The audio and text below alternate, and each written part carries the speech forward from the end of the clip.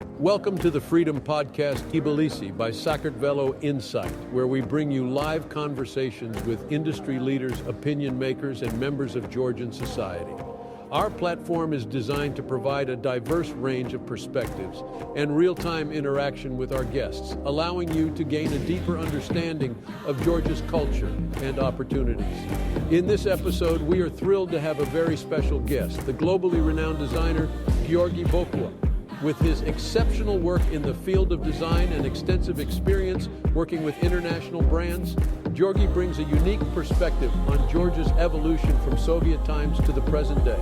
Whether you're a designer, entrepreneur, investor, or simply interested in Georgia's culture and society, you won't want to miss this episode. So stay tuned, join the conversation, and don't forget to ask your questions in the live chat and subscribe to our page.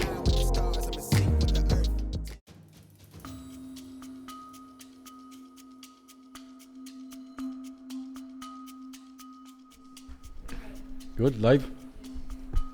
Gamarjaba, everybody. Welcome to Tbilisi Freedom Podcast. We are making this podcast to show you the full spectrum of Georgia, to raise awareness about the country. And 2 times per week, we have interesting people who are building Georgia brick by brick. And today we have someone who is actually pushing Georgian design forward, Georgi Bokhua. Who is the author of Principle of Logo Design, if that's the correct. Yep, that's correct. But also he has his own agency. He worked with brands like Disney and many, many more. And we wanted to have Georgi on the podcast because that's a great example of success, Georgian success, precision, and hard work. So today we're gonna dive deep into with Georgi about his life, how he reached the level he has today, being able to teach many people in the world. I saw that on Skillshare he had 52,000 students. Yep. That's what I saw today. Roughly. So that's very, very interesting to look at this from the point of how can Georgia provide to the world and provide excellent services, excellent things. So, Georgi, welcome. Thank you, Sunny, for inviting me. Yes, the pleasure is for us. So, Georgi, can you tell us briefly, for people who do not know you, because we expect to have like foreigners looking at the podcast, but also maybe some Georgians do not know you. Can you explain where you're born? What was your early childhood? How did you grow up to be the person you are today? I'm originally from the city of Poti, which is a small city on the west side of Georgia, on the shore of the Black Sea. That's where my mother is from. And from there I came to Tbilisi. My parents moved. And So you're a Megrelian. I'm Megrelian, yes, but I'm bad Megrelian since I don't speak Megrelian language. I'm not fully Megrelian, but I'm Megrelian by my ancestors, and of course I'm Megrelian. Uh-huh. And so I grew up in Tbilisi and studied here, around here in the school, and I started university here as well in architecture department. Which university? It's GPI, which is TSO, Technical University. Yeah, and I studied there for a year and a half, I believe. And then I went to US. I studied there, graduated in US, and worked there for a while, and then came back, opened the studio here, and now we're here. Mm-hmm. You were studying what time was it when you were like 18? Or 18 years old, maybe a bit earlier. What? Yep, I believe I was 19 when I first left the country. Yep, and it was very hard back then to get a visa, to go study somewhere was extremely rare, and I got lucky, and I got out. So, yep. How important was it for you to go out? Do you think you would have the same path, same life if you wouldn't be war? It'll be hard to judge, but I mean, there's a lot of things that I learned there, and it would be hard to guess how I would end up now. But it seems like I always wanted to do something with design or architecture or art. So it felt like this graphic design I found there was just the right thing for me. So because I continued as an architect there as well for first year, I studied architect, and it just didn't feel like it was mine, because I heard a lot of things. Like I always wanted to do something more individual based than the group based, and I think the graphic design just allows you to do all the work yourself. And while in architecture you need to have a team, and I heard stories engineers, etc. And plus I heard the story that to become really famous and really good, like at average architects in their age of 55, that's when they really achieve their pinnacle. I read some statistics, and I'm like, that sounds like too long and too hard to wait for that. Yeah, to wait for that. And are you coming from a family who has an artistic background, or? No, my parents are doctors, and both of my parents are doctors. My grandparents as well, they were doctors. My brother is it's just all doctor family. Okay. Yeah, but from my aunt's side, there is some art people with art. So yeah. So what? Where does this creative urge coming from? Because when you have like analytical mind, like I assume a doctor would have, or even more a family of doctor, how do you get out of this way of thinking to you yourself? I think one major thing that I remember from childhood that was different from other families that I was friends with, that we had a lot of books, and my mother had a lot of books about art. So the house was full of books with art, with impressionists.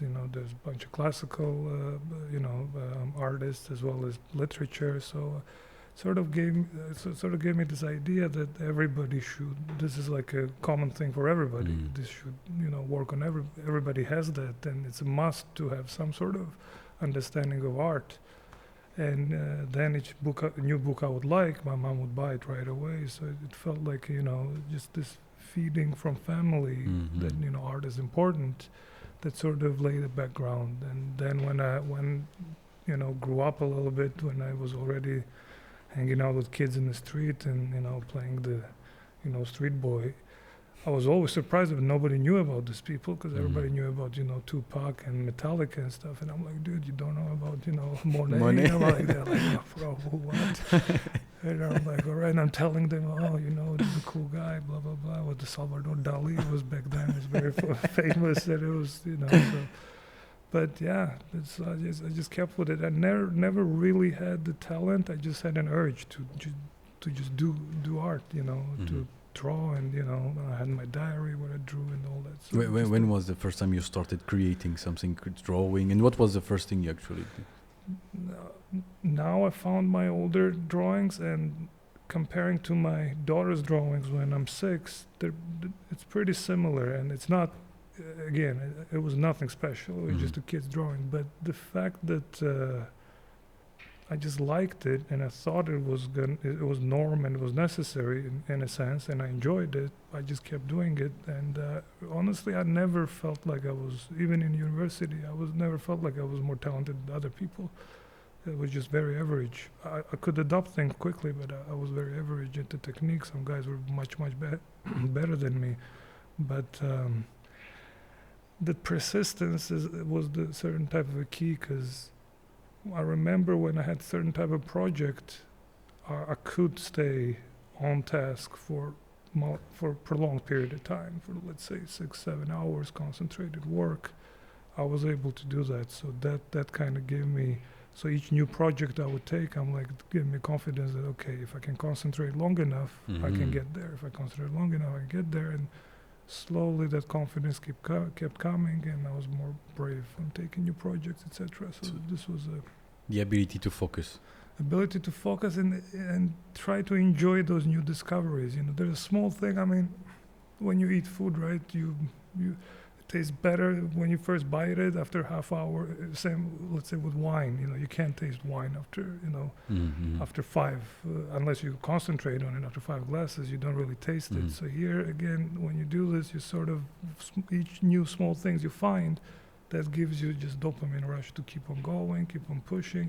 So this process is just slowly digging your way through the end, to the final. How long did it took you to reach the level where you are, where we can consider mastery in what you're doing? I'd say my first good work was in 2007, which is 10 years after I started studying. So it was just one moment. I'd say it's a one breakthrough moment when you feel you made something original, different, and good. And that's just, that the happiness that brings is just the same as any other drug. So it felt like, it was in 2007 when I had this deadline. I newly got hired when I came here. I got, me and my former colleague had a company here, and he hired me, as a designer. And which company was it? It was called Saki Diamsheni. It's like a Georgia idea build sort of word, like building ideas of Georgia.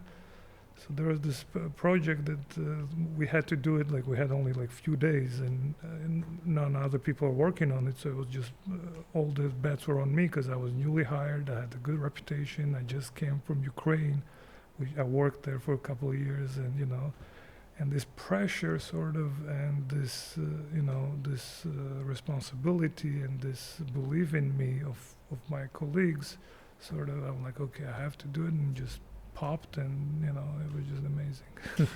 What is the spectrum of what you're doing? Is it only logos, or you do much more than this? Well, initially I did as a graphic. After I graduated, I was doing wide variety of things, just 3D printing, bunch of stuff. But logos were attractive to me because they seemed so simple, yet people who were good at it were making it really good money. Okay, so this was like, okay, seems simple.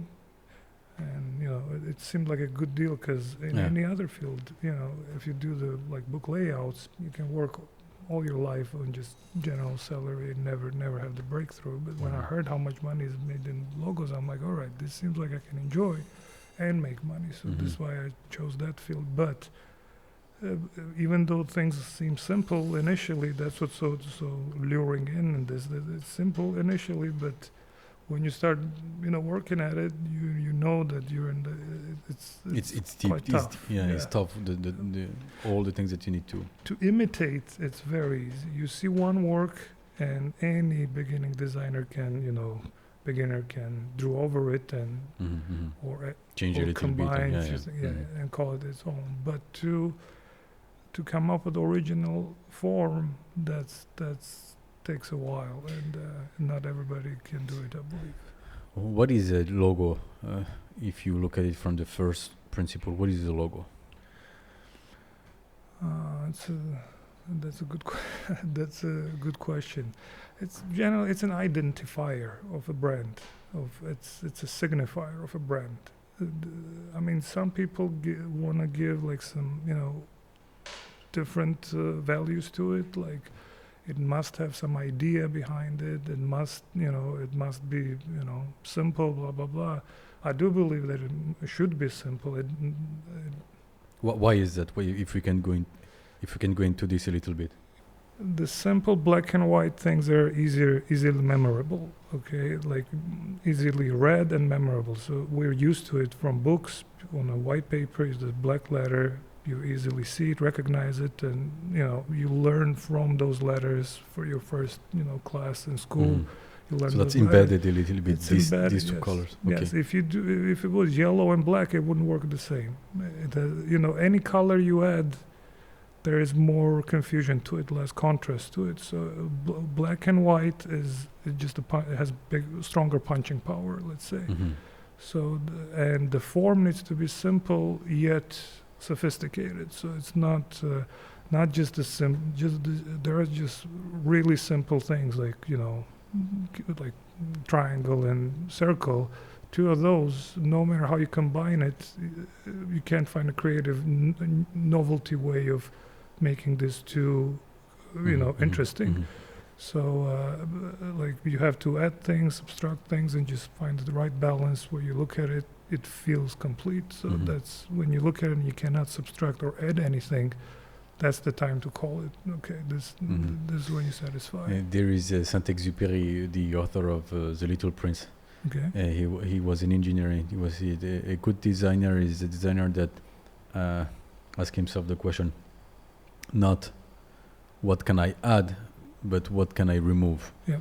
So to boil it down to what it is. And so basically, simplicity is a way for you to get easily into the brain, to be memorable, or is there something else to simplicity? Well, there is a static to simplicity that is appealing to most of people. So it's more universal. So if you take complex form, and let's say, let's say culturally, there are certain forms that some people favor. For example, Islamic culture likes more, sharp-shaped forms coming from their calligraphy, depending on their, brush stroke, it has this sharpness to it, and majority of the things you see is just sharpness going on. So when I got the client from, Dubai, they wanted to do something for their, it was, I believe, the audio store, and I made the design that was really cozy, friendly. He's like, oh no, I'm like, okay, this is very nice. Color is nice, everything. She's like, oh, we need to more edgy. I'm like, okay, so I did more edgy. So until I made it look like a Burj Khalifa, like this thing, he was not happy. But similar thing will not happen with European. There depends on the brand again. But it usually. Some cultures want something more, rounded, welcoming, soft.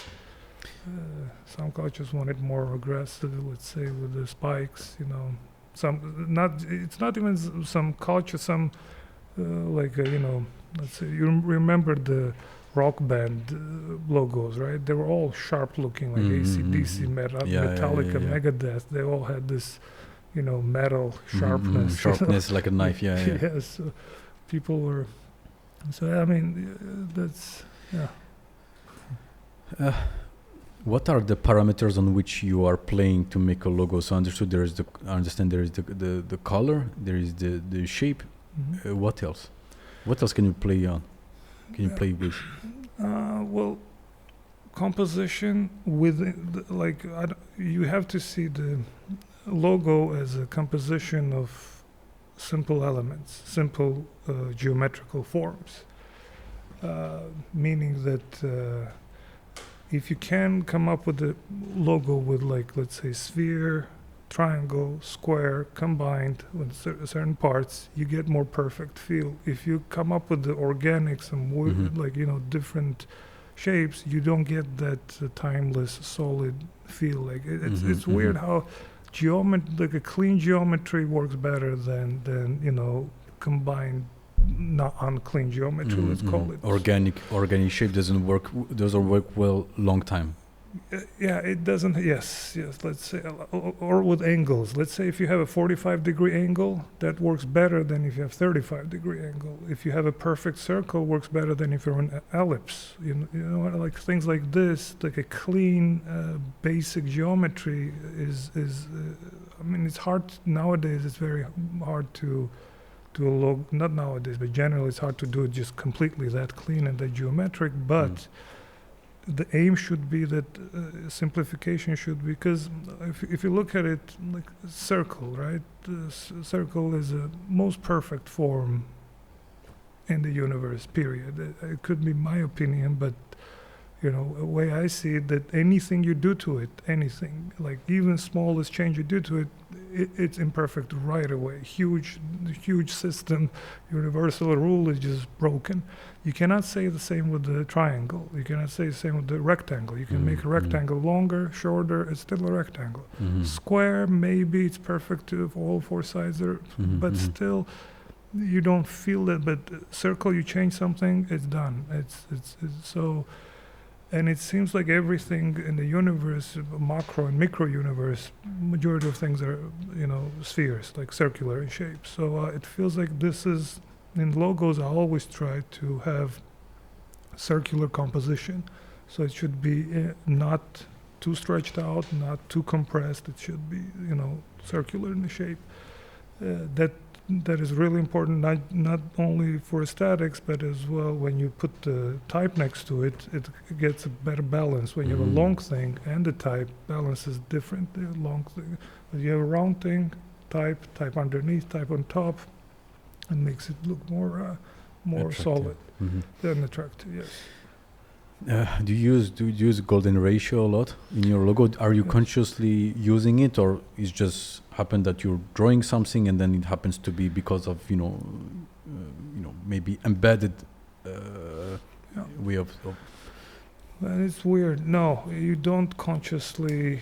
I mean, if it's close to it, I'd rather have it golden ratio than something else. But I do not aim to. I mean, I don't subscribe to the idea that, you know, it's imperfect, perfect symmetrical. I mean, the shape itself, when I look at it, and for years you look at rectangles every day. Imagine every day in work you look. That's all you do pretty much. Proportions, compositions, all day, every day for years.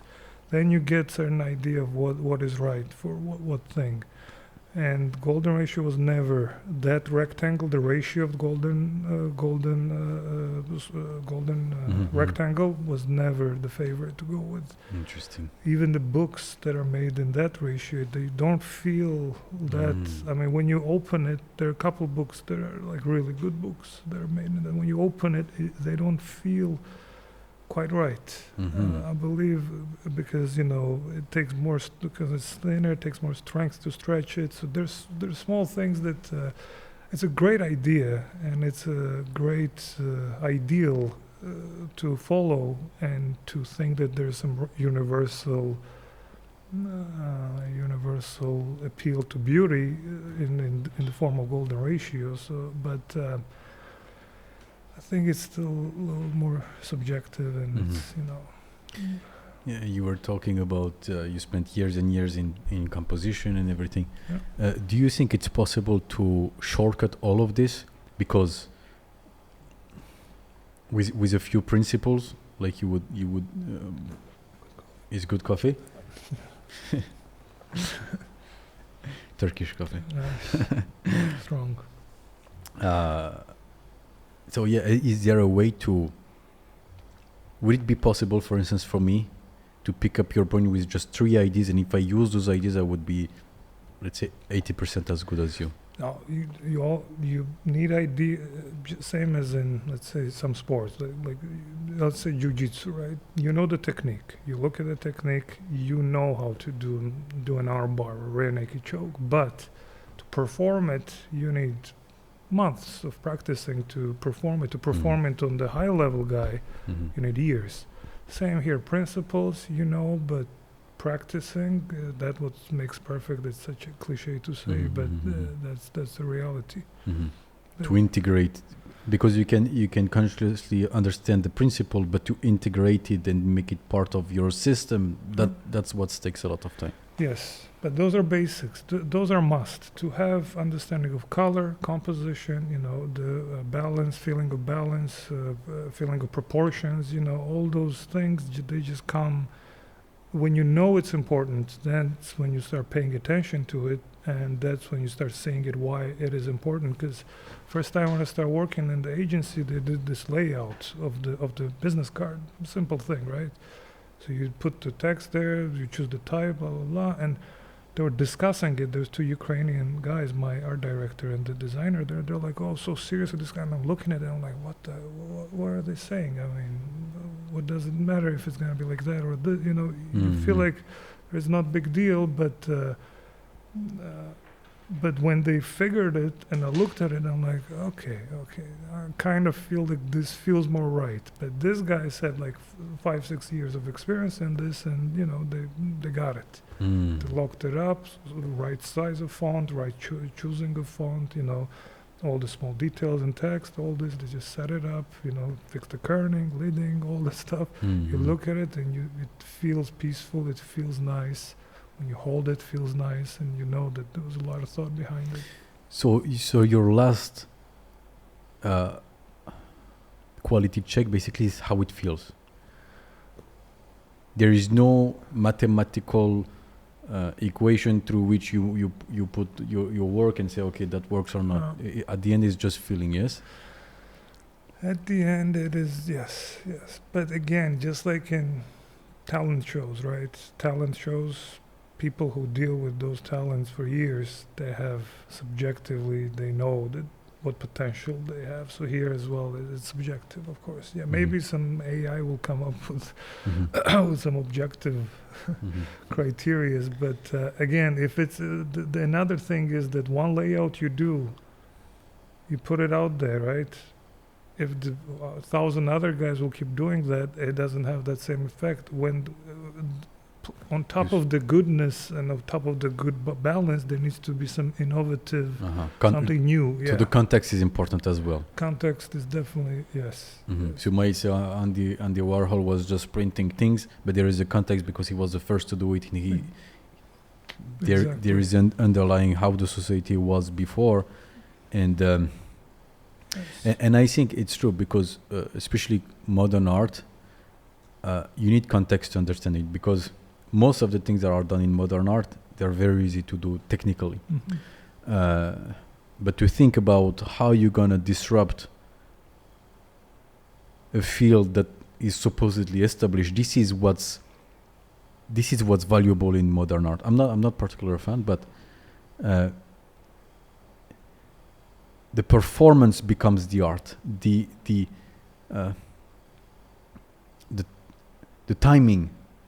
timing and the way of doing it becomes the art actually is then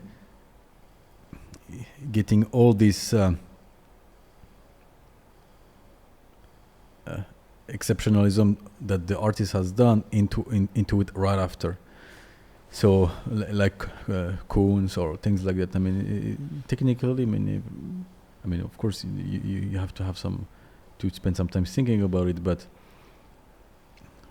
yeah, context is definitely. I mean, there's another thing that not everybody know. Now it's a hodgepodge of designers. Now it's all mess. Meaning that when I was beginning, it was the first wave of computer-based graphic logo designers. So before that, I mean, Illustrator started becoming popular in early 2000s.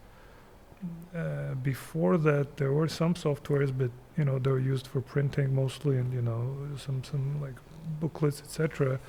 So when all of a sudden this tool got introduced, people just had complete freedom. So they just went with more, you know, like there's a lot of colorful, like a funky, like a fun. You know, kids like drawings, you know, like animals, blah, blah, blah. All this was just because there was no language. For the computer, the logo language was not defined yet, so everybody did whatever. It felt like it.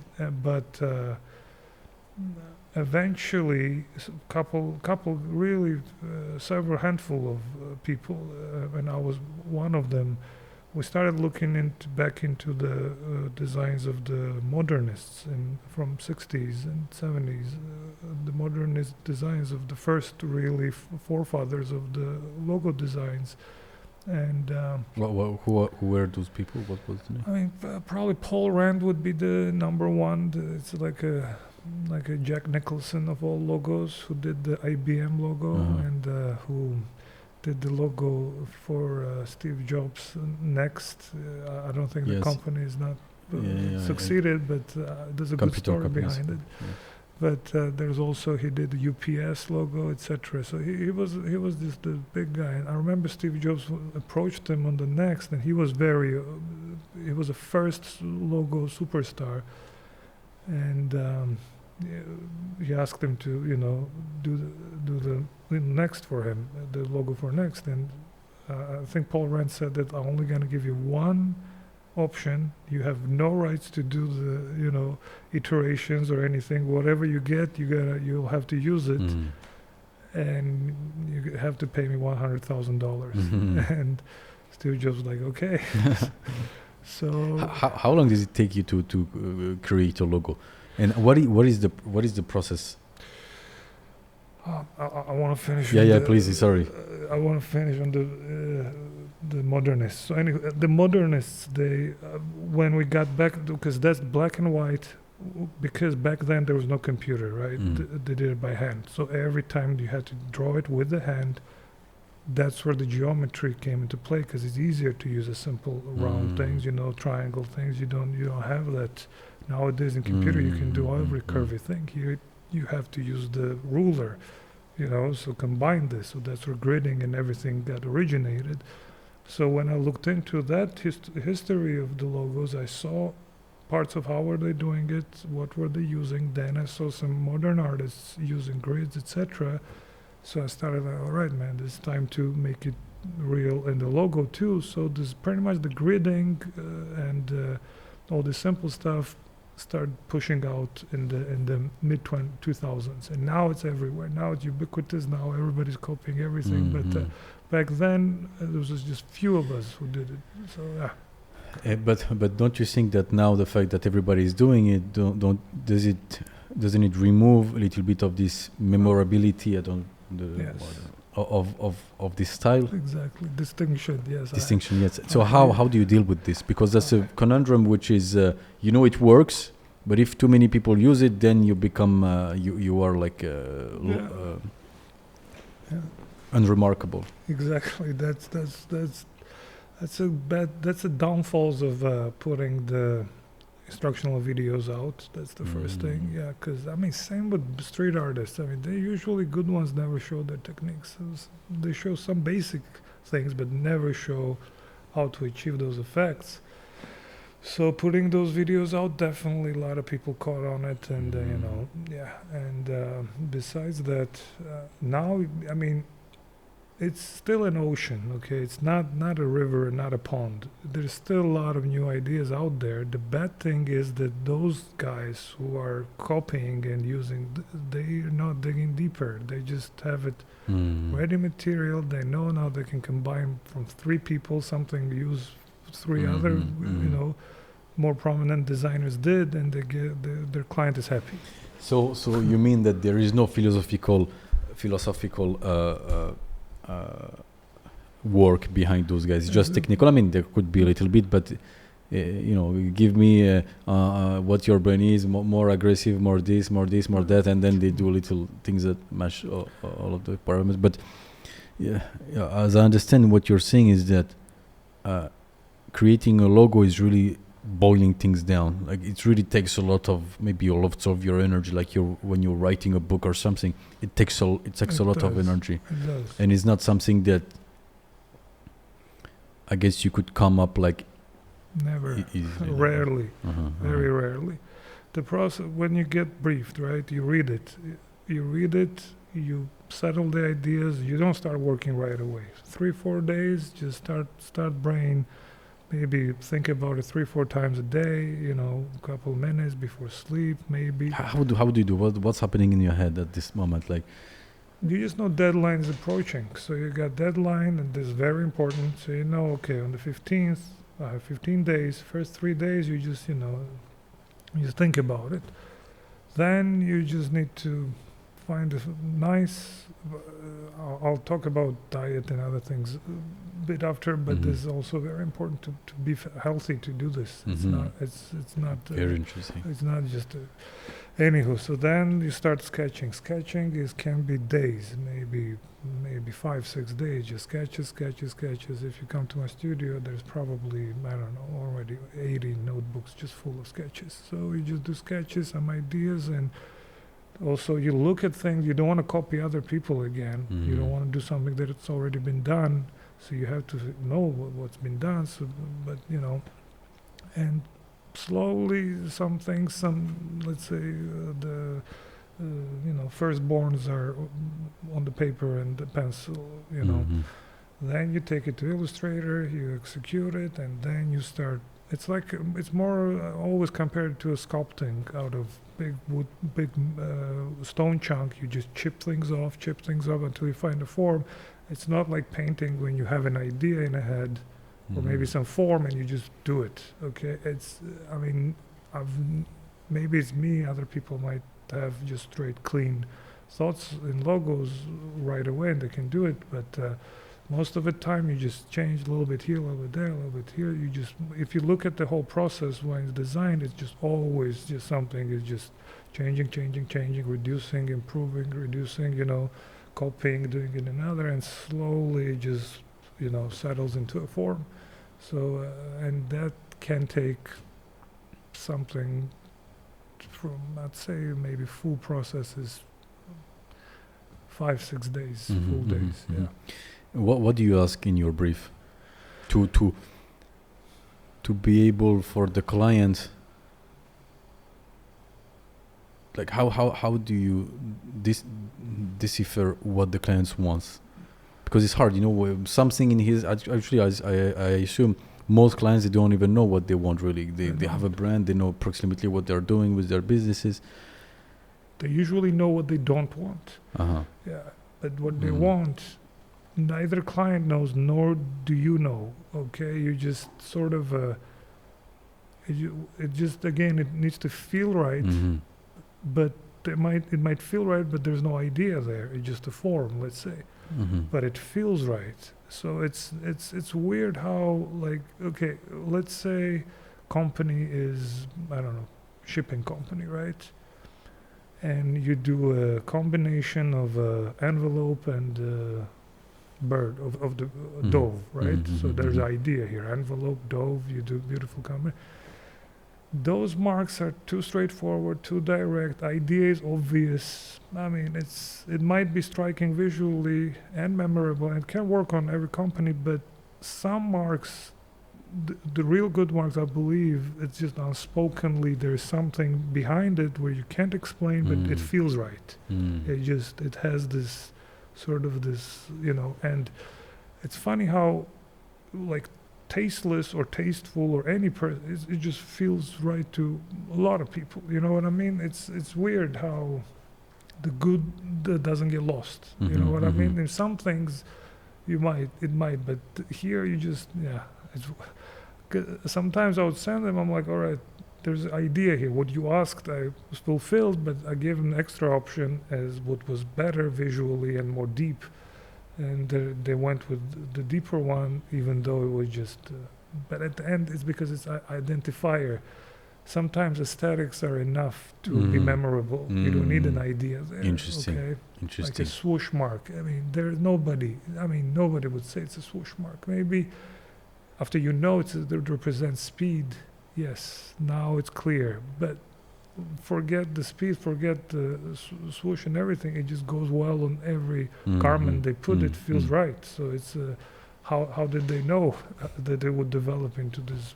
But so when it's too obvious, it's not good. When it's too, I mean, some brands want it. Let's say some brand wants to communicate quickly right away. You don't want some, you don't want no BS. You just want to straightforward say, this is what I do. Come do it with me. Yes, but this is more generic companies. Yes, they're selling one thing and everybody.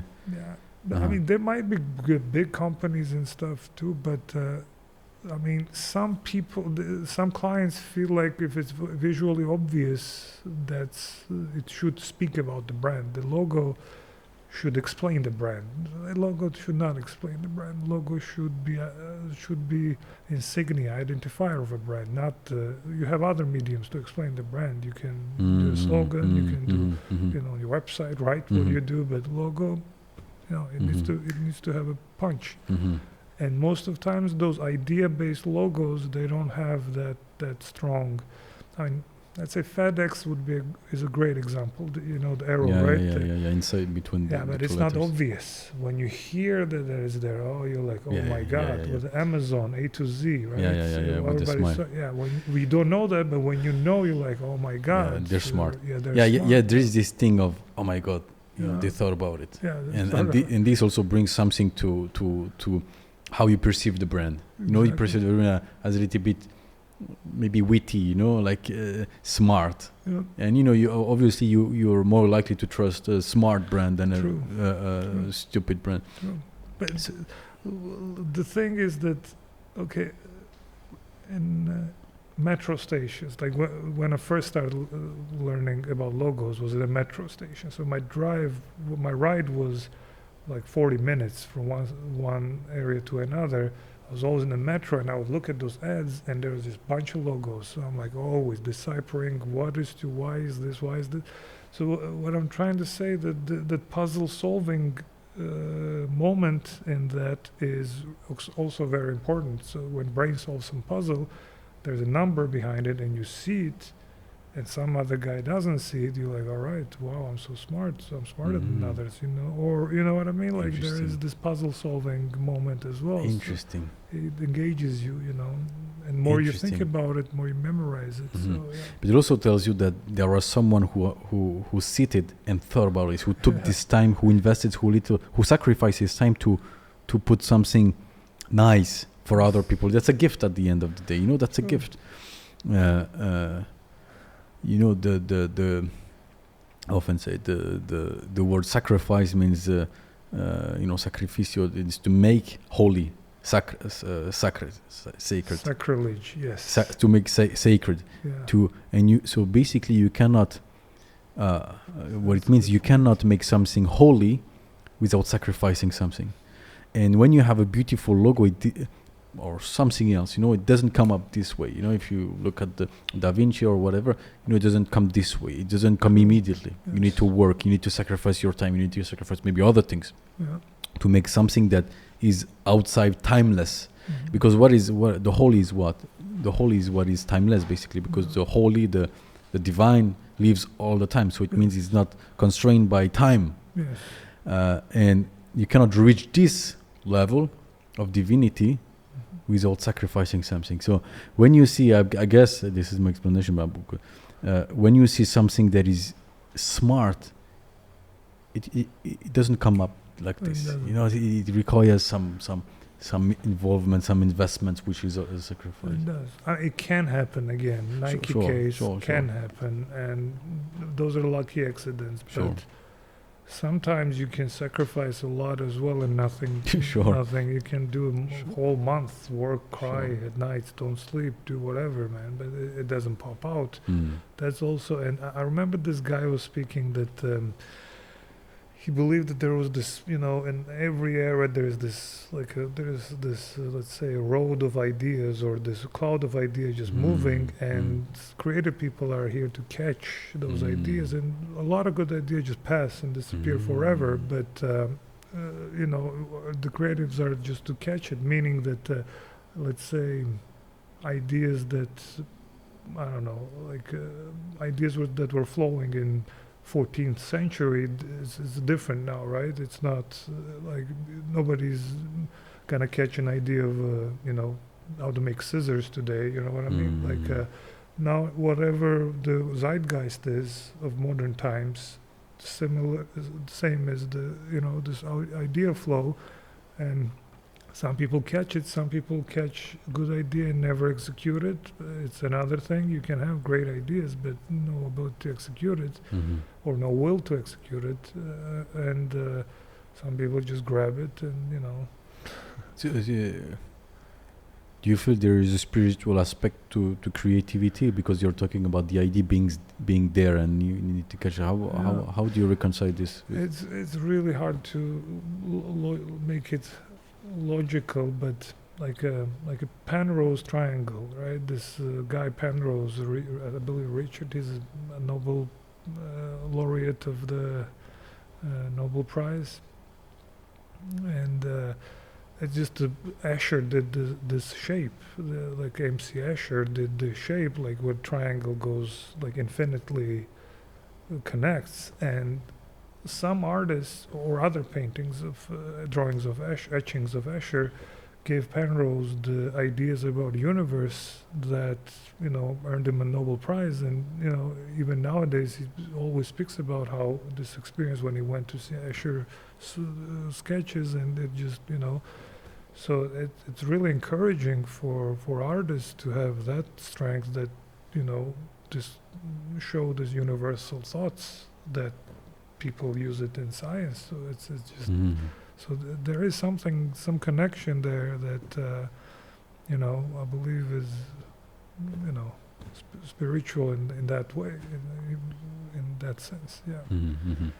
Because I think it was Escher's has this fractal drawings when they have black and white negative space things, just they go out and they go smaller and smaller at the edge, and it's big ones, but it's angels, it's black and white angels, angel devil going out. And now after Big Bang, when they look at the model of the universe, they see that it could have that type of so more it expands, there's this fractality element more to it than I think just after Big Bang, just space expanding. So I'm not too deep into this, but this is the idea I got. So this visual, when the artwork gives you that idea and then mathematics match, that's so I don't know. What is your favorite logo of all time? It's if you ask a layman, the normal person, he probably has something that but I don't really. I don't know. I have a hard time. I like IBM logo. It's there's this not the most beautiful and best things, but there's some logos that are not that beautiful, not that but they feel right. IBM logo I really like. But again, it's hard to say what does the brand. Is it the company? Then the company's achievements are transferred into the logo, and then you kind of McDonald's or Coca-Cola and things like that, or is the logo is for a lot of the company, of the success of a company. Yeah. Well, because when you associate good times with McDonald's, for instance, or with Coca-Cola, after some time, if you didn't like the logo in the first place, then it grows on you. It does. It does. If I see a bad logo on a website or anything, I just don't trust it. And it's just even me knowing that just startups just don't have enough money to do a good logo still. If they don't, you can really tell when company doesn't take care of their branding, the trust there is lower. It seems like somebody's scamming you a little bit. Absolutely. So if you see, but again, scammers can use the same, but scammers don't use that. It's rare you see like wonderful branding at some BS company. So that's another thing. Yeah, because if they could have spent this time and this money into creating good branding, they could have done it for a real thing. Yes. Yes, they don't need to scam you anymore. They scam you differently. When was your so 2007? This is where you have your first tipping point, tipping point, where you have your first contract. Can you guide us to your biggest success, and how did your life, your professional life, grew from that moment? Who did you work with, and let's go a little bit more into the details. Okay, so after I did this logo, it was a round logo with letters. I posted it. There was only one platform back then. There was no Behances and stuff. I mean, at least not for logos. There was just one platform. I put it out there, And just likes were just back then 250 likes was crazy. And now it's like some, but back then it was just a huge thing because no other logo had this much likes, and there were like maybe 30 to 70, I think up to 70,000 logos there, and just went crazy, went viral, and I'm like, dude, this is it. So we went to a client was like, okay, it's too much for us, we're just a small company, this is too weird, too different for us. And they use it even nowadays. So it's been 15 years now. Is it a Georgian company? Or? Yeah, it's a Georgian company. So after that, so this got sold, and then people here heard it. Okay, there's this guy from here, and then a lot of people who had startups usually don't pay much money. They do bad logos, and eventually, when they become successful, they start rebranding, the restyling. So then TBC came, I mean, the Bank of Georgia, TBC, SilkNet, Makti, just pretty much majority of brands went to start doing, restyling, improving their cheap logos. And this is where So they came to you? Yeah, they slowly started coming to me, and from foreign countries as well. It was in 2011, 12, I had a lot of clients, like daily 5-6 people were inquiring me, and I didn't know how much money should I tell them, it was just weird. So if I'll take a project, the next project will come, I'm like, okay, I have to up my quote because I have 5 projects now, I have to up it a little. And you were alone at this moment, or? Yeah, I was alone in that period, yeah. So I start upping to the levels that are okay. They're fine with this much. They're fine with this. So you up your thing depending on the workflow. But then after Skillshare, then New York, yes, contacted me. They're like, we want to do this thing with you. They paid me good money on that. New York, Skillshare, yeah. So for people who do not do Skillshare, can you explain? Skillshare was the platform where all the skilled people of all professions put their videos and teach the tricks and stuff and it was the number one platform back then. It was the only platform that had such a huge reach. And how they reach you? They saw that you had great success here in the region, and then they decided, okay, let's have this guy, or you started to be famous internationally at this moment? I think graphic design had more people.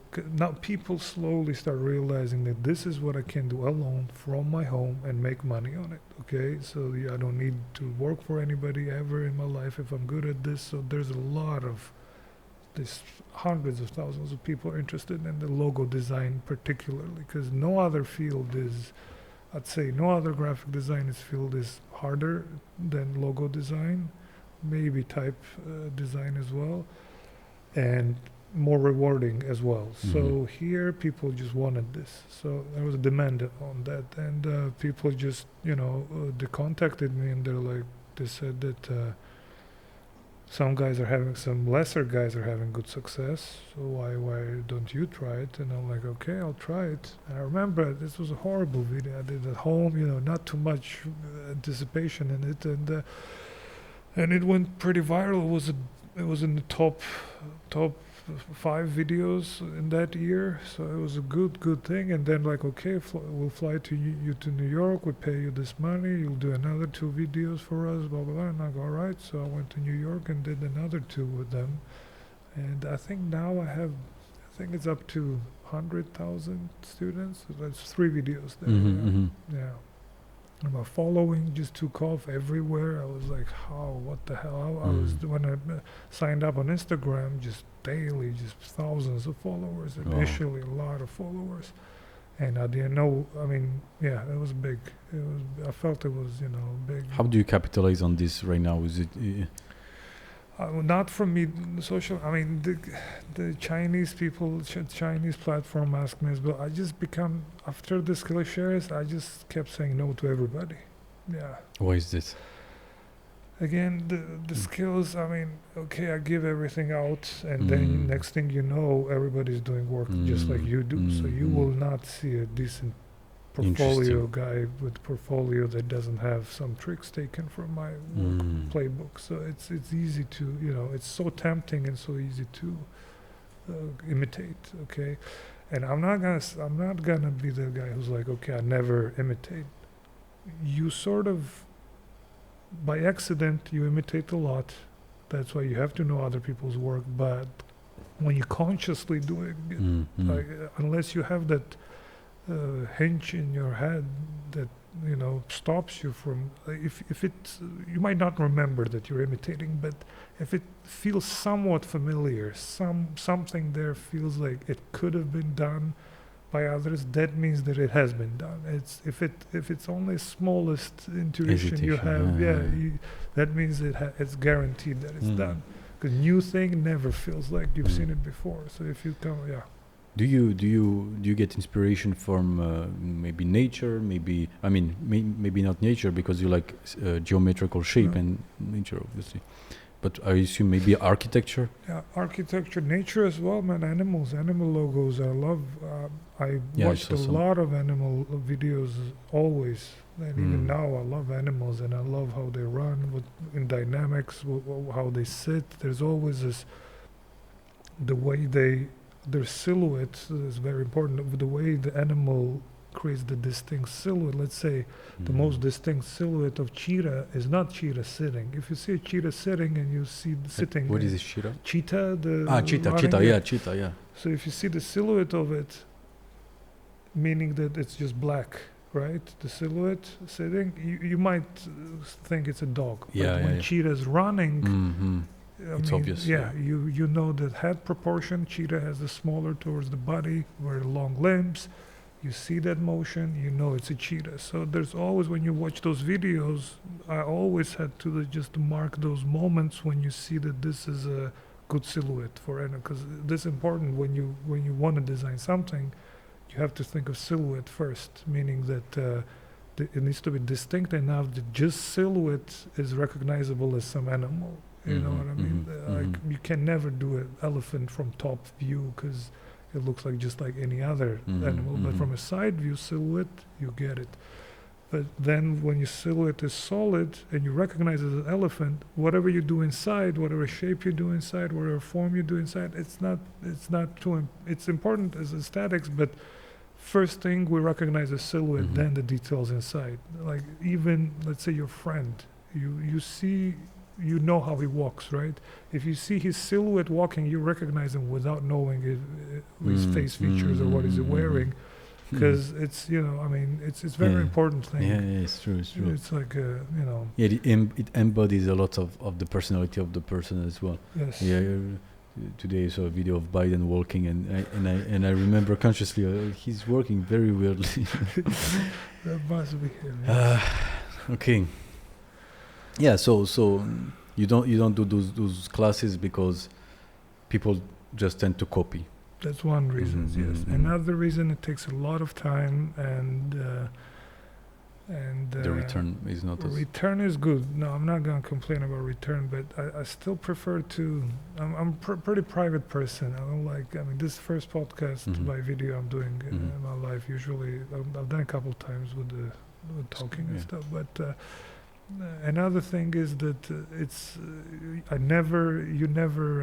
when you work like a dancer doesn't know laws of gravity when he dances, right? To make his move, you just let him dance. He doesn't need to know it's 9.8 or whatever. You know what I mean? Same here. I don't make conscious decisions when I work. When Skillshare asked me during the process, they keep asking me questions. That's when I was verbalizing the thoughts. But usually, you just in a flow state. You just do it.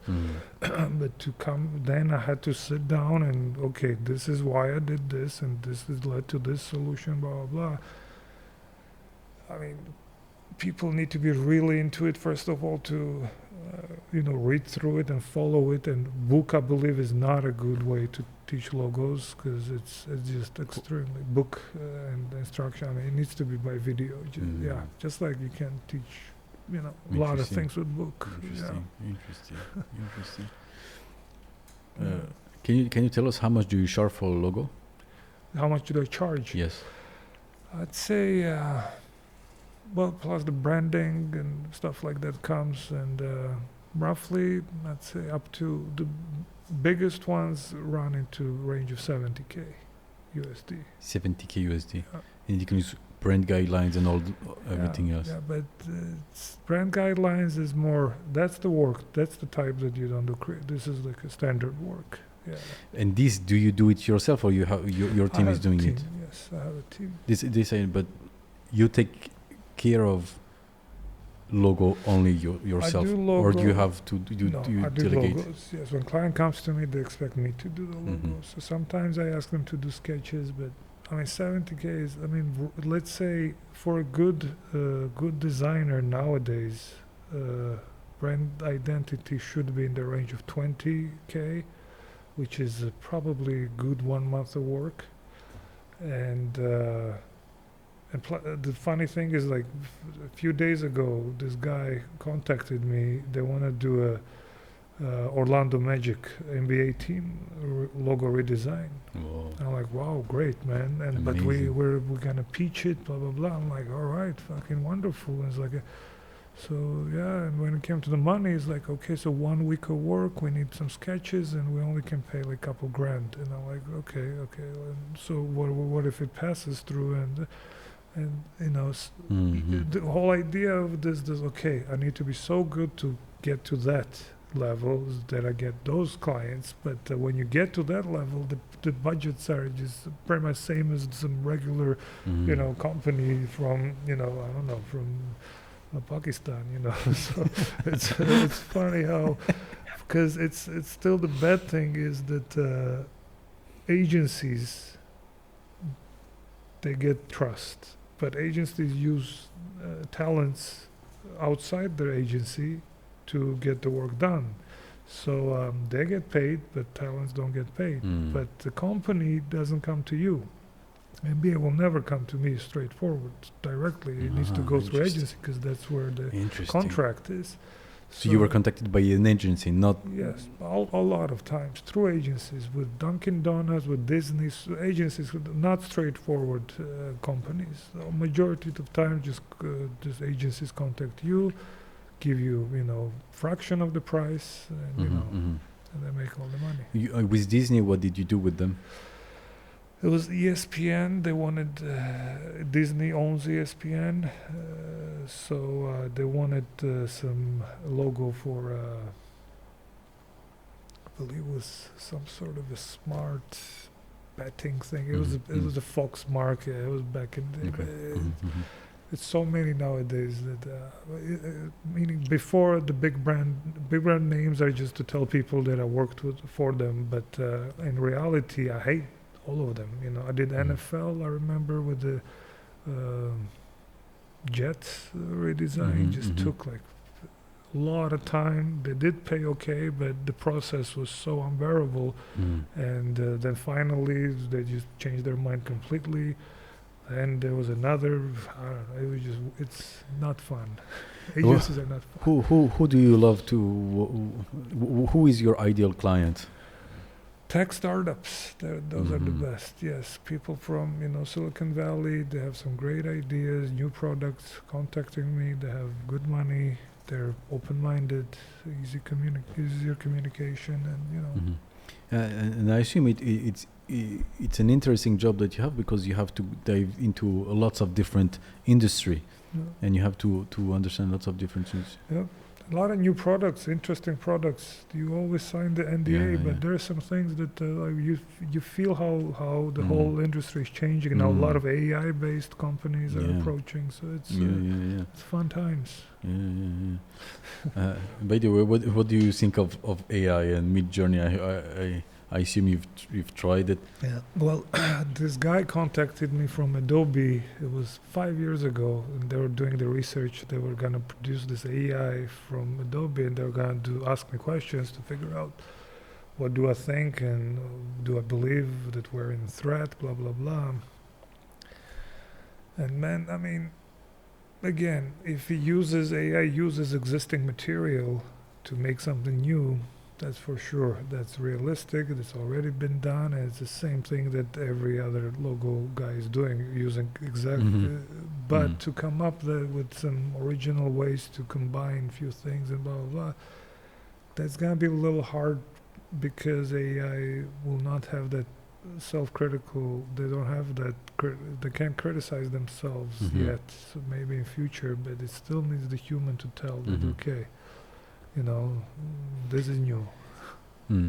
Me, I think that the more AI work there is out there, the more valuable the work of a man will be, because I mean, yeah, this is exactly the same phenomenon, the same dynamic we were talking about before about now if everybody has those type of logos, then how do I differentiate?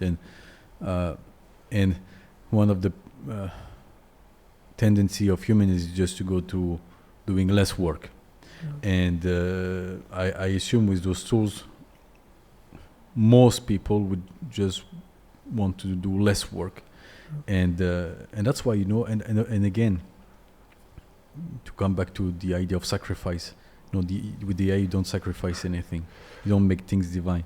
If you see I said this because I worked for a long time in the luxury industry, and a luxury product is a product of sacrifice of time, of thinking, refinement, and everything. And that's why you have Chanel bags or Hermes bag going up in price, while the things which are made with the machines, they are just decreasing, because there is a part of the soul of the human inside this you cannot this is the soul, the difference. That's what I want to say. And the soul has some value and it can be not monetized, but it can appreciate in value monetarily when something has soul inside. Well said. Yeah, well said. That's why I believe. I mean, it's fantastic. What you can do is it's incredible. But I think it will. It's my opinion. I may be wrong, but the phenomenon will be in inverse correlation. The more AI, the more value the human work. Yes, I have this good example of the Japanese jeans, and I used it a lot. When the industrialization happened in 50s in jeans industry, like Levi became big, they started buying the machines. They were producing a lot of fabric, and Japanese started buying the older machines that were hand woven when you had to do those lines. By each thread, do this move thing, and they also bought this dyeing thing. And even nowadays, they use the same old techniques, old school, like a 19th century techniques of making jeans and dyeing it with their hands. And I was in Amsterdam when in this boutique, this guy who owned this, the jean making company, Japanese guy, was there, and he's doing it with hands, and his hands are all blue from years of just dyes are no matter how much you watch it, it just has this black blue jean color hands. This is how much he does it, but jeans are just great, and they go much more expensive than any Levi jeans nowadays, and it's a thing, and they do it. And even now they're becoming even deeper. I heard now, I was in Berlin in this one boutique, and there are some guys that are doing it completely underground. They don't collaborate with anybody. Dior asked them collaborations. They say no, they're just doing it very small batches, but they just, from that deep underground work, there's a lot of sweat, a lot of care in that, and absolutely. Of course, that's what makes the value. Absolutely agree with this. Georgi, what do you think about the evolution of Georgia since you're born? How do you see it evolve? Where do you would like to see it evolve in the future? Do you have what challenges do you see? And if we can also transpose it with the idea of design, I will tell you why. Because I think the city, for instance, is hardly readable. The readability of the city is almost zero. You don't know where is what. You don't know. I mean, that's a mess.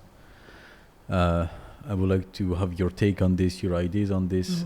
But first, take us through how did you live life in Georgia from the moment you were born to now, and how do you feel Yeah. about that? Well, I'd say I love Georgia, first of all. Even though I lived abroad for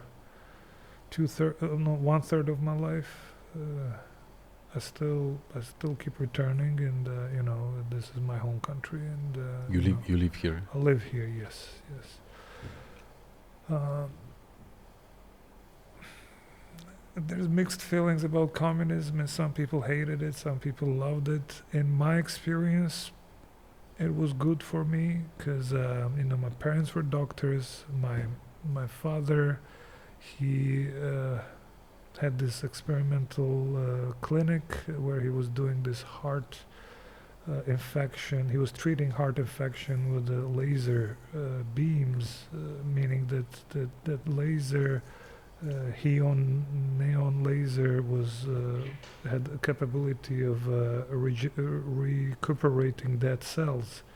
So he would stick it in the veins and take it to the heart where infection would happen, and they would let this laser shine there, and it was curing this thing. And in childhood, I remember the experiments on dogs were allowed.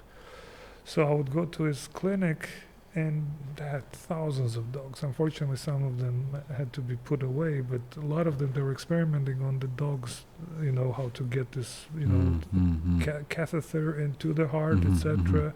And then all the data and stuff, and they proved that it was working, and they got his team got the huge award in USSR, biggest, it's like a Nobel Prize in USSR. It was the first Georgian medical team who got this, and he went there and he got this degree and gold things, and all the USSR claps. So he was a really well-known doctor here, and it worked in advantage In your of case, yes. all family. So we had more access to things than other kids had. So I had access to computer from very early age. In '91, I believe I got the computer. We had TV, video games, blah blah blah. So I was privileged in that way, even though we lived in the most poor area of the city, and it was just but those small things we had privilege. When USSR broke, that's when the shit hit the fan. Let's say things just started going down and down and down, and it was getting darker and darker by literally and psychologically, and the things were just getting bad. But we still remember, most of my peers as well remember it. It was bad times, but it was necessary times for us, because a lot of people didn't pass through, but whoever passed through and are psychologically intact, these people are doing okay nowadays. But a lot of people didn't make it, because it was a huge trauma for everybody. It's what was the trauma exactly? The fact that suddenly you had the government that was taking care of you, and then not, so it means that you have to take care of yourself. What was the people changed quickly when you had this niceness and kindness and this politeness going on for all the time, and pretty much my childhood, people were polite. People were more delicate, more refined. There was no. Now it's more like, hey, whatever. But back then, people would say proper hello, proper goodbye. They would do good short talks. And it felt like it was more communal feeling. Yes, very communist, right? So there was communal feeling more. But when everything went bad, people just started becoming bad, evil. It was just our poverty, and this, it just. In 90s, especially in 91, 92, that's where people were just not nice, and murders start happening, stabbing. In my childhood, I remember this one pure fact that if we would have disagreement in the class, we would say, okay, let's have a fight duel outside. We, as kids, would go, and it would be one-on-one. So we won one-on-one, we would fight, whoever would win, then we'd shake our hands, so the quarrel was squashed. But after the USSR broke, and after the crazy stuff started happening, now the fights were different. Now if somebody would do the bad thing in the school and somebody didn't like it, They would take him out, and just 20 people would beat this one guy up, or 30 people, and then they would have dogs, then they would start stabbing. It was just crazy. So this sort of certain type of a moral code was just broken, and it was just recklessness around. That was hard for everybody. That's interesting. So you don't see communism as a bad thing from your experience. I mean, not maybe ideologically you see it as a bad thing, but in that practical period terms, didn't feel that bad.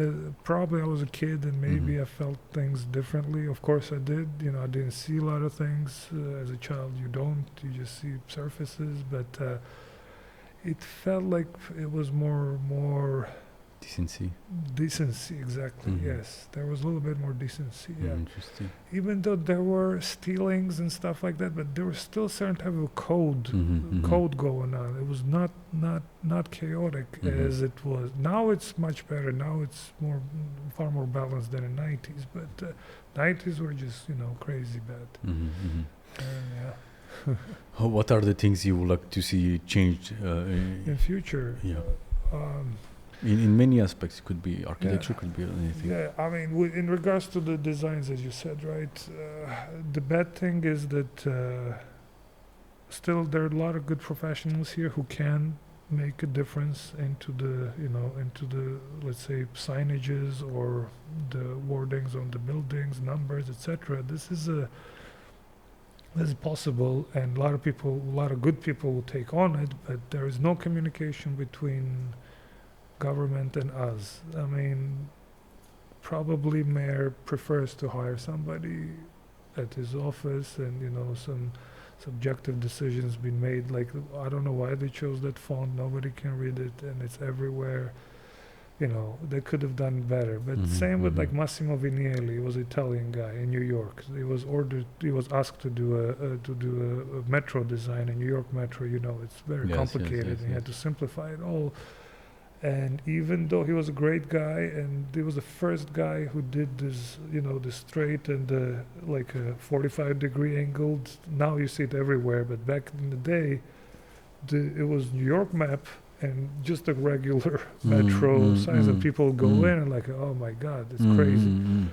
But the way he did it, disregarded the New York map. Nobody cared about that. He just did the system that was clear, but not in accordance to the directions. Understand. But you know what I mean? And it was a huge debate. It was actually in 70s, I believe, they had a huge debate. That's how seriously they took it. It was just, several hundred people. There's two groups of people arguing about geometrical or organic shape. And this debate went on. It was recorded. I have a book about it, and somehow they came to terms that Massimo Vignelli was right, and they kept the design. And nowadays, it's every metro pretty much has that same design. So this is how they approached it back then. In Tbilisi, even I have some documents showing that the planning of the city was They got some international people here, French people. I saw the pictures just from everywhere, like British, French. They came. They did this. They were planning the city together with foreigners, which was I was amazed. They had some symposium in '78, I believe. And yes, this is how seriously it was taken. And and now it's like, okay, it's not that hard to change it all. It just needs a will, and I don't think people have that will anymore. In Germany, in Berlin, you feel like people have innately some sort of feeling of cleanliness, some sort of feeling of order that is just innate. Here, it seems like in a regular person, this is not a big deal if that is that type or that type. But for a German person, it could be a big deal. Here, it's like it's like whatever.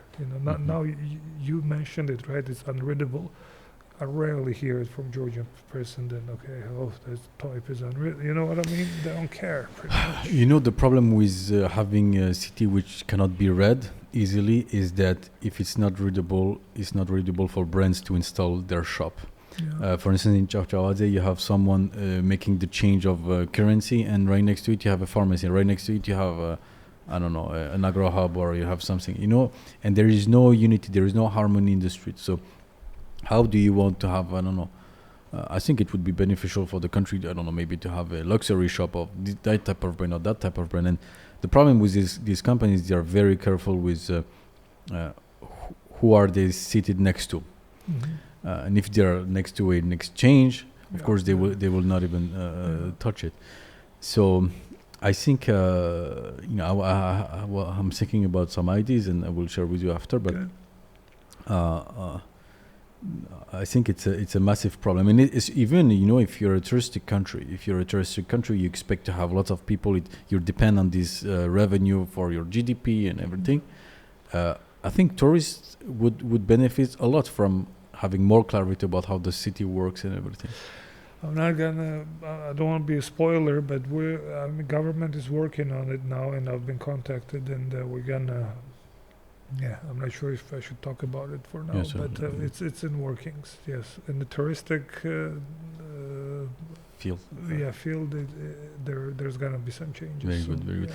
Me, I will tell you the things that I saw. The visual aspect. I'm not talking about the urbanism aspect, but just the visual aspect of Chavchavadze, Kostava Street. I like it a lot. It looks very, very modern.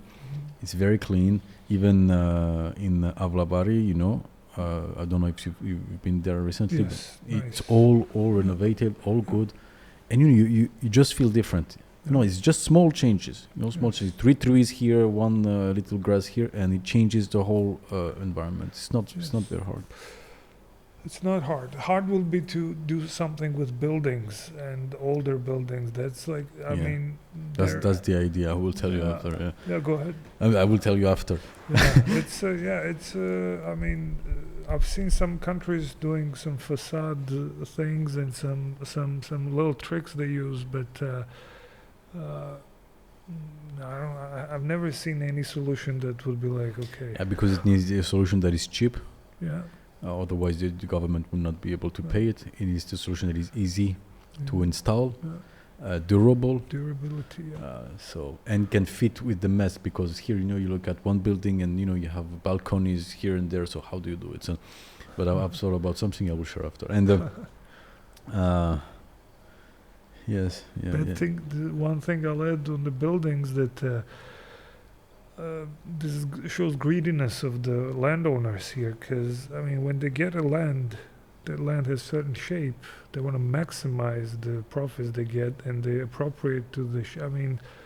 Even in Kiev, last time I was there, a year and a half, like a few months before the war, and I remember I had this tall building, and I looked on the city, and I was amazed how.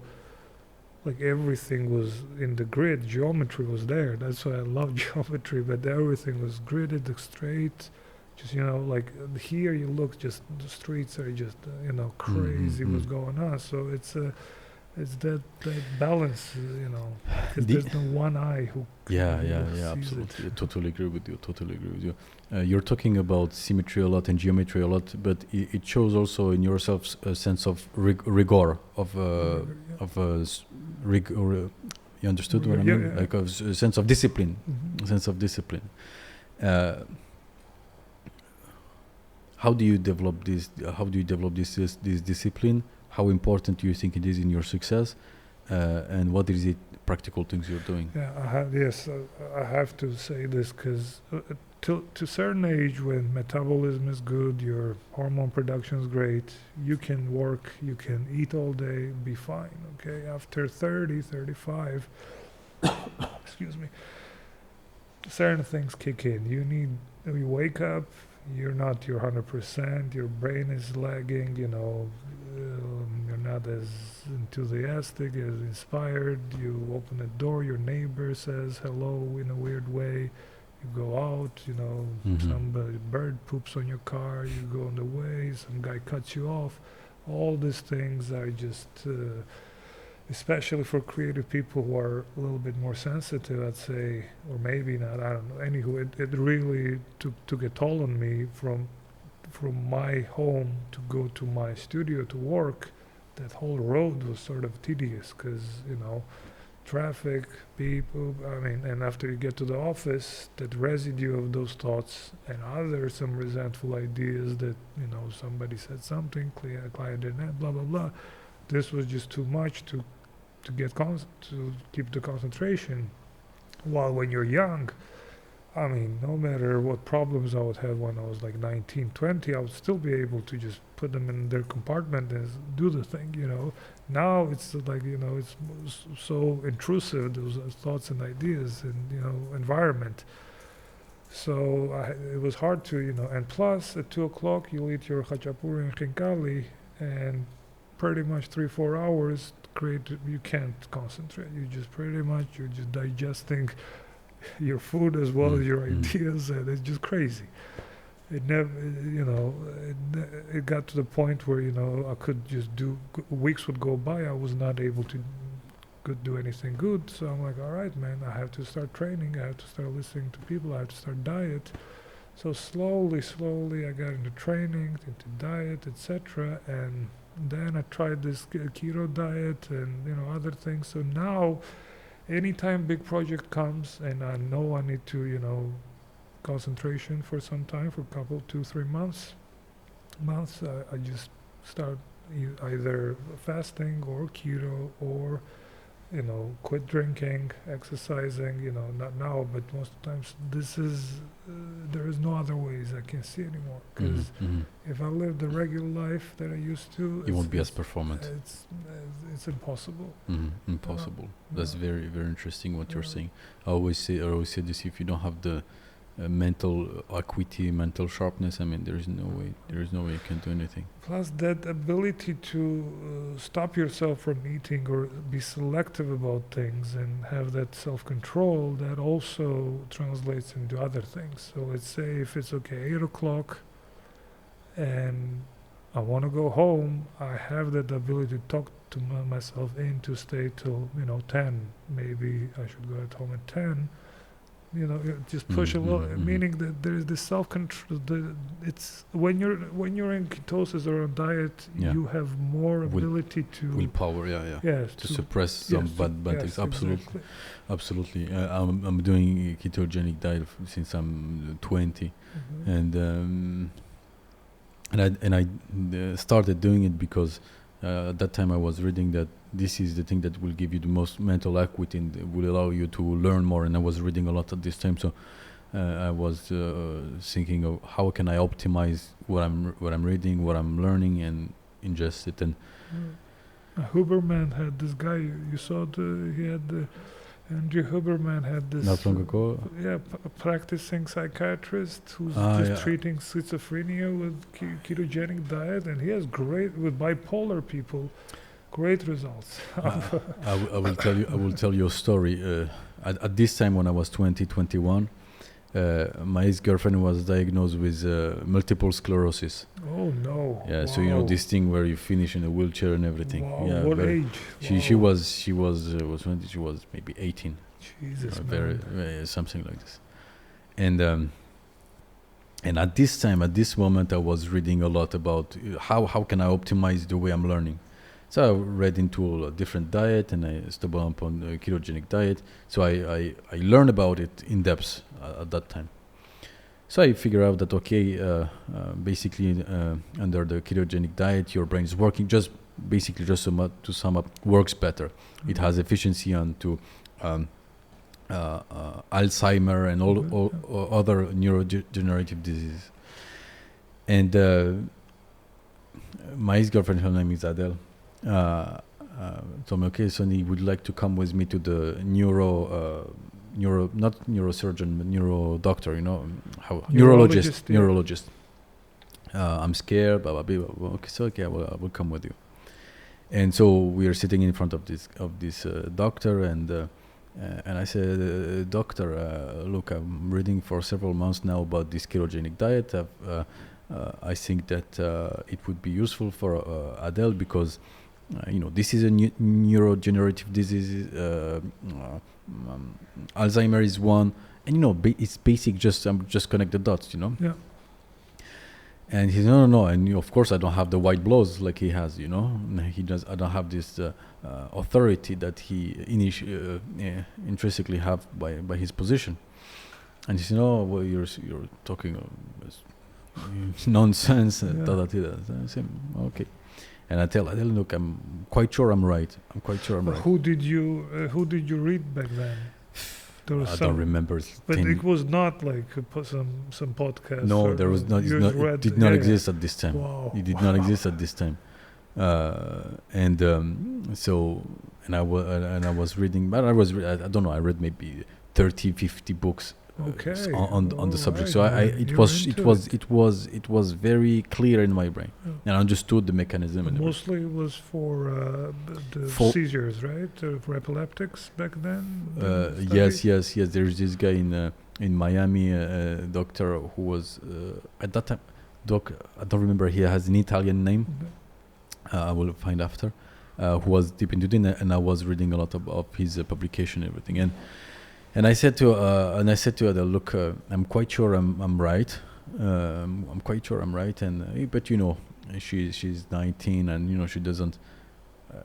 Who should you trust, the doctor or your boyfriend? Yeah, exactly. The doctor who spent 10 years studying the thing.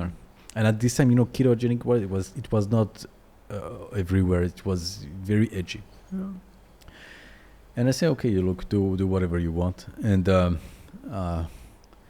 2 weeks later, or 3 weeks later, I found a book of a doctor who had multiple sclerosis, was on a wheelchair, and by changing her diet through ketogenic, was able then to run marathons, bicycles, and things like that. And then I sent it to her. Yeah. But even with this, the doctors, they were totally close for this idea. And then I started to understand. I started to dig deep into the system in itself. Did she do it, or she didn't do it? She didn't do it. How is she now? She's okay, I think. Good. I think Good. she's okay. Good. I mean, she's okay, but she has those. She has to inject like very, very bad stuff in her body every month and things like that. So anyway. Yeah, I don't think. I mean, even some people. I mean, I'm not referring to your girlfriend, but generally, as a lot of people don't seem to. Even if they know, even if they have a guarantee, there is still so hard to control your eating habits. Probably, it's one of the hardest things for a lot of people. I mean, smoking, yes, but drinking, yes, but eating is. I mean, it's so normal to eat a lot of bad food for everybody. It's how can you say no to this food? And are you cooking or? No, I mean I used to, but now I just order things. Every day. Every day, yeah. Keto or keto, yes. Oh, I have my own, I have my own palette of. There's a couple good restaurants. Again, my cholesterol went very high, very up. It was my father's cardiologist, so I show him, it's like, dude, you need to be on statins. I'm like, man, no. Statins for the level of cholesterol I had was maybe 2 times as high, but felt great, exercised like crazy. My energy levels and everything were just unbelievable. Life was beautiful, but cholesterol numbers are very high. And I mean, even now probably there is, but I feel, I feel good. I mean, he says that it might be piling up in arteries, blah, blah, blah, but arteries are getting damaged from, carbs. And after they get damaged, the calcification starts in the damaged artery when, calciums get stuck with the cholesterol there, and that's when arteries are hardening. And I mean, if it goes very high, it only takes me 1 week of just carb diet, and just it comes down right away. This is funny as well. So interesting. It doesn't.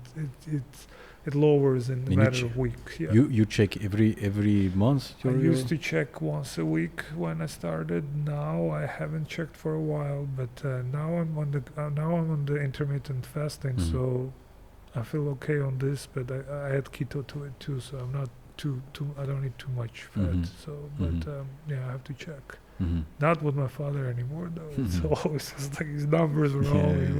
When my triglycerides were just of the 12, 15-year-old athlete, and my LDL was also doing great. So anywho, it's yeah. Yeah, for you, taking care of your health is very important for your work as well. There, yeah, I'd say it's crucial. It's crucial. But when you don't try any diet and things like that, you believe that your current state is the normal state, and you cannot imagine that you could be in a better state. It's very hard to imagine what it is not to feel like you feel at the present moment. Yes, yes, that's why. I mean, even for me now, I'm more, let's say, flexible in my metabolically flexible, meaning that I can go keto quicker than other people could. But even like last time I did this project I took for Berlin, I went and for 3 weeks I had the severe migraines, and yeah, it was pretty bad. I had never had like twice a day, like I had migraine attacks, and so it was just adaptation was hard. So I can imagine a person who's doing it for tens of years and now going cold turkey on carbs. It's probably very, very. I don't know, how was it with you when you? No idea. No, I mean, I just know that if I eat carbs, I'm performing way. Yesterday I had some carbs. Yeah. Today I feel that my brain is not working as good. So yes, definitely. But I picked when also I'm adding some, I eat some lion's mane every day pretty much.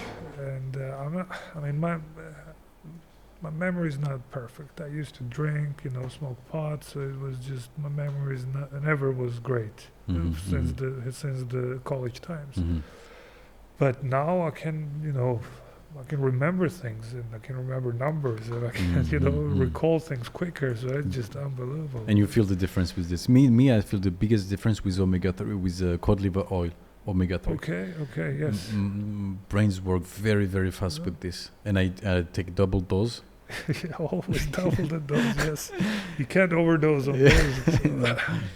And yeah, really, like amazing. Do you take some? No, I do take. I take this vitamin set with minerals. Since I take sauna often, I need to replenish minerals and lion's mane, as well as vitamin D, K2, omega-3, lion's mane. Some of the, Yes, you have the whole.